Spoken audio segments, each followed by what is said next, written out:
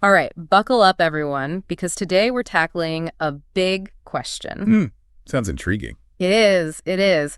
We're diving into the world of early humans Oh, and how Homo sapiens, you know us, how we became the dominant species on planet Earth. the age-old It question. really is, right? Like, out of all the creatures out there, how did we end up running the show? We weren't the strongest or the fastest. Definitely not. So what was our secret? Did we have some, like, hidden superpower Well, to help us unravel this whole mystery? right. We're going to be looking at Yuval Noah Harari's book, Unstoppable Us. Great choice. It's a really fascinating read, and it tackles this very question. Why us? You know, why not dolphins or chimpanzees ruling the planet? It's a question a lot of people have pondered, I'm sure. Absolutely. Okay, so the book kind of throws us right into the thick of it, early human life. Yeah. No smartphones, no cities, just pure survival mode. Back to basics. Yeah, exactly. So I'm picturing a lot of hunting, a lot of gathering. But what else does Harari's book reveal about, like, the nitty-gritty details of our ancestors' lives? What was their day-to-day like? Well, first off, it actually debunks some common myths. For example, we often picture early humans living in caves. Right, like the Flintstones. Yeah. But the archaeological site of Ohelo in Israel tells a different story. They found evidence of huts there, made from branches and straw, dating back, get this, 23,000 years. Wow, that's old. It is. And it suggests that our ancestors were a lot more nomadic than we might think. So they were building these temporary shelters as they moved around. Exactly. More like a pop-up camper lifestyle. I love that, a pop-up camper lifestyle. That's very cool. Yeah. So anything else that surprised you about how they lived, beyond the whole not living in caves thing? Well, this one might make you laugh. Remember that craving you get for something sweet, like chocolate or... Oh, all the time. Turns out that might be a leftover instinct from our Stone Age ancestors. Really? Back then, sugary treats like ripe fruit, honey, those were really scarce. So like a rare treat. Exactly. So they would binge on them whenever they could, to get that vital energy boost. So like a survival tactic. It was hardwired into them and passed down to us. Well, that makes my late night ice cream cravings a little bit more understandable. I hear you. But wait, it wasn't just Homo sapiens roaming around back then, right? I mean, Harari mentions other human species that were sharing the planet. You're right, there were others. Homo floresiensis, for one, nicknamed the hobbits because of their small size. They lived on the island of Flores. Oh, interesting. And then there were the Neanderthals, known for their strength and their larger brains. Neanderthal, yeah. They inhabited parts of Europe and Asia. So for a long time, Earth was home to multiple human species. Like a real-life prehistoric party. You could say that. But, okay, here's the million-dollar question. If there were all these different humans around, why did Homo sapiens end up becoming, the dominant species? What gave us the edge over all the others? That's where things get really fascinating. It wasn't brute strength. It was something much more subtle, but incredibly powerful. Okay, I'm intrigued. Story tells. Hey, hold on. You're telling me that we rule the world because we can tell a good story? In a way, yes. That's incredible. And I got to hear more about this. Well, think about it. Animals can communicate, right? Basic needs. Sure. But Homo sapiens developed this unique ability to imagine and to share these complex narratives about things that don't physically exist. Gods, nations, even corporations. These are all concepts that are brought to life through stories. It's true. And this ability to share these beliefs, it allowed our ancestors to cooperate Okay. in much larger numbers Yeah. and in more flexible ways than any other species. So it's not just about, like, spinning yarns around a campfire. Right. It's about building these shared beliefs, Exactly. myths that can actually bind people together. Right. That's powerful. That's a whole new way of looking at human history for me. It is. Harari uses this great example in the book, the great lion spirit. A fictional entity that would help large groups of Homo sapiens to work together towards common goals, like building shelters or fending off threats. So this shared belief, even though it wasn't based on something real, something tangible, Right. it gave them this huge advantage. Exactly. That's mind-blowing. It's like a story, something intangible, having this huge impact on the real world. Powerful stuff. It really is. It makes you wonder how this storytelling superpower, as you called it, plays out in modern society. Oh, it's everywhere. Really? Think about something as simple as a corporation, like McDonald's. It's not a physical thing, is it? No. It's a network of restaurants, people, processes. But It's all bound together by the story that we believe about McDonald's. Okay. The story of convenience, affordability, a certain kind of experience. I didn't even thought about it that way. It's all about the story. Suddenly, those jingles and slogans take on a whole new meaning. They do, don't they? But, all this storytelling, this superpower, Yeah. it didn't come without consequences. Hey, unfortunately, no. Mm. As Homo sapiens spread across the globe, there were some pretty serious repercussions. Like what? One of the biggest was the mass extinction of megafauna, Oh, yeah. especially in Australia and the Americas. Those giant animals. Yeah, they'd never encountered humans before. Right. So they were totally unprepared for our hunting techniques, our cooperative strategies. So, our ancestors were inadvertently reshaping entire ecosystems. They were. And Harari calls this extinction debt. Seemingly small actions having these huge consequences that ripple through time. Extinction debt, huh? What exactly does that mean? Basically, it refers to the delayed impact of actions on a species' survival. For example, even if hunting didn't immediately wipe out a species, the disruption to their habitat, their food sources, could have these long-term consequences, leading to extinction down the line. It highlights the importance of understanding that our actions today can have a lasting impact on the planet. It's a sobering thought, for sure. It connects this, ancient history to our present-day responsibility for the environment. Absolutely. But Harari's book doesn't just leave us with doom and gloom, does it? No, not at all. The book also highlights those individuals who've used this storytelling superpower for good. Give me an example. Kenneth Gormley, this young boy who witnessed a whale hunt and then started a whole movement to protect these magnificent creatures. Wow. So he used his voice, essentially. She did. Yeah. And it shows that anyone can use the power of stories to fight for a better future. That's incredibly inspiring. It shows that the same ability that led to some of humanity's, missteps can also be used to create positive change. Exactly. Okay, I think we've covered a lot of fascinating ground here. We have. From scavenging for food to literally shaping continents. Yeah. We've gotten a glimpse into the incredible journey of Homo sapiens. It's a remarkable story. It really is. But we've only just scratched the surface, haven't we? Oh, absolutely. There's so much more to explore about how these early humans lived, loved, interacted with the world around them. And that's exactly what we're going to be delving into next time. Looking forward to it. We'll uncover the mysteries of their family structures, their spiritual beliefs, their day-to-day lives, all based on the fascinating insights from Unstoppable Us. So stay tuned as we dive even deeper into the world of our ancestors. It's going to be a great journey. And uncover more surprising revelations about who we are and where we come from. Welcome back, everyone. So we just explored how Homo sapiens, spread across the globe. Right. But what about the smaller details of their lives? Like how do they organize themselves into families? Do they have the same kind of family units that we see today?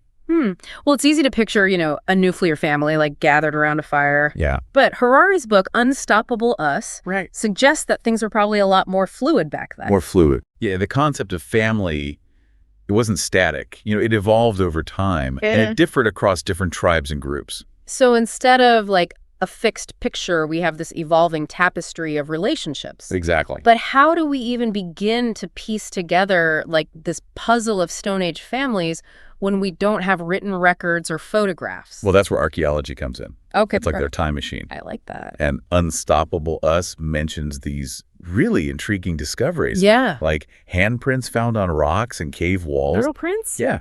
Like ancient selfies, often made with these spray tubes. Wow. And they offer this glimpse into their social interactions. So we're talking about art as a window into their social structures. Exactly. That's fascinating. Were there any other archaeological finds that helped shed light on their family dynamics? Oh, absolutely. There are the footprints discovered at Le Roselle in France. Le Roselle. Yeah. They provide this amazing snapshot of a group traversing a sand dune, 80,000 years ago. It's incredible how these, everyday moments were just preserved, Amazing. frozen in time. Yeah. Makes you appreciate the power of these seemingly ordinary traces they left behind. Right. But okay, beyond the physical evidence, No. what about their beliefs? Did they have a spiritual side? What did they believe in? Well, Harari's book dives into this world of animism. Animism. The belief that everything in nature, animals, plants, rocks, rivers, Everything Everything. possesses a spirit. Wow. So, like, imagine a world where you could converse with a tree Exactly. or seek guidance from a mountain's spirits, Right. like stepping into a fantasy novel. Almost. But for them, that was reality. It was. Did this belief system, like, influence their art or their rituals at all? It's a fascinating possibility. Unstoppable Us suggests that animism might explain why there are relatively few depictions of, like, gods in cave paintings. Oh, interesting. Maybe they didn't need to invent these powerful deities because they saw the sacred in the everyday. So instead of, like, gods residing in some distant realm, Right. they experienced the divine all around them. Yeah, it's a completely different way of looking at their worldview. It really is. But okay, let's, like, get down to the nitty-gritty of daily life here. Yeah. What was it actually like to be a Stone Age gatherer? Was it all just, like, survival? Right. Or were there moments of, joy and leisure? Well, Harari paints a surprisingly nuanced picture. Oh, okay. It challenges that stereotype of, a harsh, unforgiving existence. Yeah, that's what we usually imagine. Right. While danger and challenges were certainly present, Of course. gatherers also enjoyed this incredible freedom and autonomy. So it wasn't just this constant struggle for survival. No. Tell me more about this balance between, hardship and freedom. Okay, well, the book contrasts a typical modern workday with, like, a gatherer's routine, right? Okay. Imagine spending a few hours gathering food and resources, Right. and then having all this time left Right. for, socializing, storytelling, enjoying nature. That almost sounds idyllic. Right. But were there any downsides to this lifestyle? Like, did Unstoppable Us mention any challenges that they would have faced? Of course, it wasn't a utopia. Right. Wild animals, harsh weather, Yeah. the threat of illness or injury, those were all part of their reality. Okay, so, like, it's important to acknowledge both the challenges and the opportunities of that lifestyle. Absolutely. It just seems like such a different way of life than what we're used to. It is. What about their interactions with, like, other tribes? Was it all about competition, or were there, moments of cooperation? That's a question that continues to intrigue researchers. I bet. While there's definitely evidence of conflict, between different groups, Yeah. there's also some really compelling evidence of trade and cultural exchange. So it wasn't always just, like, us versus them. Not at all. What kind of evidence points to, like, this cooperation? Well, Harari mentions the discovery of seashells in Stone Age camps hundreds of miles from the coast. Hundreds of miles. Yeah, it suggests this network of trade routes and interactions that spanned, vast distances. So they were trading seashells across these huge distances. It seems so. That shows a level of, like, interconnectedness that I hadn't even imagined. It's pretty remarkable. Were there any other signs of this intertribal cooperation? One of the most striking examples comes from the Sungir burial site in Russia. The gear. Yeah, it's this site with these elaborate burial goods, including thousands of ivory beads and a hat adorned with fox teeth. Wow, that's incredible. And it suggests a level of social complexity and coordinated effort Right. that would require the collaboration of, many individuals. So many people working together. Yeah, it challenges our assumptions about, the sophistication of Stone Age societies. It does. It really does. Those senior burials, they're a testament to, like, their ingenuity, artistry, and their capacity for, large-scale cooperation. Okay, so we've uncovered all these fascinating insights into their family structures, spiritual beliefs, everyday lives. Yeah. But there's one, like, big question looming here. How did we go from these small nomadic bands of gatherers to the larger settled communities that laid the foundation for, agriculture and civilization? Right. It seems like such a massive leap. It is. That transition is a monumental shift in human history. It is. It's a story of, adaptation, innovation, and this profound interplay between humans and the natural world. That's what we're going to delve into next. Right. We're going to explore the forces that, like, propelled humanity towards this new era, an era that would forever alter the course of history. All right, so we've journeyed through, like, millions of years of human history, Yeah. from scavenging for food to, literally shaping continents. It's been quite the ride. But now we're at this, like, major turning point. The shift from nomadic gatherers to settled farmers. Yeah. This wasn't just about, picking up some new farming techniques. It seems like a total transformation of, like, human life as we know it. A monumental shift. So what sparked this change? Did our ancestors just, like, suddenly wake up one day and go, hey, planting seeds is way easier than chasing after mammoths? I doubt it happened overnight. Right. It was a more gradual process Okay. driven by a bunch of factors. Like what? Well, remember that megafauna extinction we talked Oh, about? yeah, the giant animals. Right. As those large animals started disappearing, Yeah. humans had to rely more on plants and smaller game. So it forced them to adapt. Exactly. They had to become more attuned to nature's cycles, the seasons, the weather patterns. So it was like nature was pushing them to try new things. In a way, yes. But did they intentionally start planting crops? Or was it more of a happy accident? Well, imagine observing how scattered seeds could sprout new plants. Okay. Yeah. Harari suggests that this observation might have sparked the idea of intentional cultivation. It's like a slow realization. Yeah, it wasn't this uniform shift, though. What do you mean? Well, some groups embraced agriculture fully, Oh. while others continued relying on, gathering and hunting. So different strokes for different folks. Exactly. And even within those farming communities, there were different practices, different levels of complexity. So it was a real mix of adaptations. It was. Not just one aha moment for all of humanity. Right. But what about the consequences of this agricultural revolution? Was it all sunshine and roses? It was definitely a mixed bag. Okay, how so? Well, on one hand, agriculture led to a food surplus, Right. which in turn led to population growth. More food, more people. Exactly. And it also allowed for more complex social structures to develop. Interesting. So a change in food production could actually ripple through so many different aspects of life. It did. And this surplus also freed up time for people to pursue other things.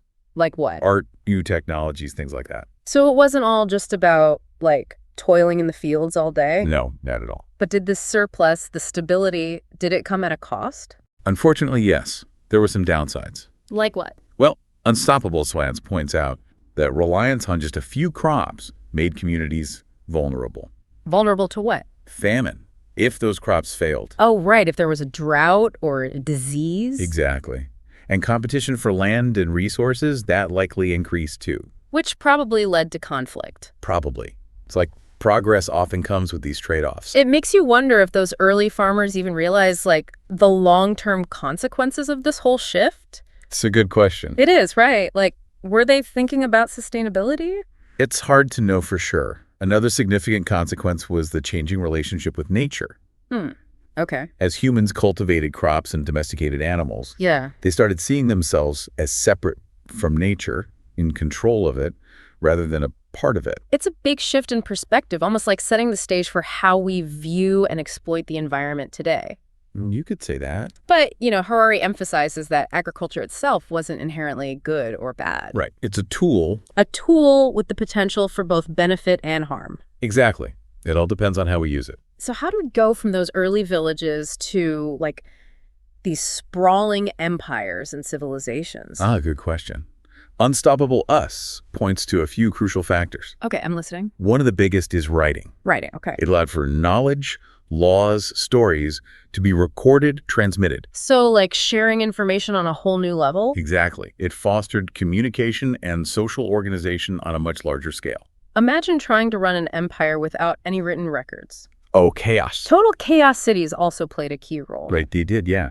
Cities became centers of trade, innovation, cultural exchange. So, these melting pots of ideas and technologies. It's really accelerated the pace of change. And what about leadership? How did these larger societies organize themselves politically? As cities grew, new forms of political organization emerged, like kingdoms and empires. Okay. These centralized systems, they could mobilize resources and labor on a huge scale. Leading to, those massive monuments and things. Exactly. Monumental architecture, irrigation systems, even large-scale wars. It's like this chain reaction, right? It is. Agriculture, surplus, population growth, and then these powerful new political structures. Precisely. But I imagine it wasn't always, smooth sailing. Oh, definitely not. The rise and fall of civilizations is a complex story. Of course. Influenced by all sorts of things. Environmental changes, internal conflicts, invasions. So, history is never a simple straight line. Never. It's a good reminder that progress isn't always linear. Right. Looking back at all of this, at this incredible journey, Yeah. what lessons do you think Unstoppable Us offers us today? I think it reminds us that we are both inheritors of this amazing legacy and architects of our own future. That's powerful. Understanding our past, it empowers us to make better choices for the present. Absolutely. And shape a future that honors the interconnectedness of all life. It's a real call to action. It is. We've covered so much ground in this deep dive. We have. From those first, tentative steps out of Africa to the rise of complex civilizations. It's remarkable. What a ride. It really is. But it's just the beginning. What do you mean? I mean, there's always more to explore, more to understand about this incredible journey of Homo sapiens. That's true. So to all our listeners out there, we encourage you to keep diving deep, keep asking those questions. Keep learning. Keep exploring the amazing story of humanity. There's so much to discover. You never know what other mysteries are out there just waiting to be uncovered. Until next time. Thank you for tuning in to the Power Book of Podcasts. If you enjoyed this episode, don't forget to hit the subscribe button and join our growing community. Click the bell icon so you never miss an update. We have so much more inspiring content coming your way.